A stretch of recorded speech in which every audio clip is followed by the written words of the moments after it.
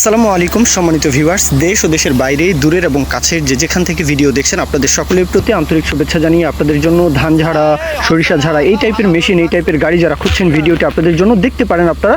আমি এই গাড়ি সম্পর্কে, এইসব মেশিন সম্পর্কে তেমন কিছুই জানি না, ইনফরমেশন তেমন কিছুই জানি না। সুতরাং আপনারা যাদের আসলে প্রয়োজন আপনারা যোগাযোগ করবেন। মহাজনের নাম্বার তো দেওয়াই আছে, আপনারা অবশ্যই যোগাযোগ করতে পারেন। এটার ইঞ্জিন হচ্ছে 2021 সালের, আর গাড়ি বানানো হয়েছে 2023 সালে, মানে 2023 সাল থেকে অ্যাভারেজে 2 বছর এই মেশিনটা, এই গাড়িটা কিন্তু আসলে চলছে। নতুন বানাতে খরচ হয় 5.5-এর উপরে বা 5.5-এর মতো। হ্যাঁ, এটার নতুন বানাতে খরচ হয়েছে। তো এখন এই গাড়িটা বিক্রি করা হবে, আপনারা নিয়ে চালাতে পারবেন, কোনো প্রকারে কোনো ধরনের বাড়তি কোনো কাজই করাতে হবে না, একদম রানিং কন্ডিশন। অনেকেরই কিন্তু ধান ঝাড়া, সরিষার জন্য এইসবের কিন্তু আসলে মেশিন প্রয়োজনই হয়।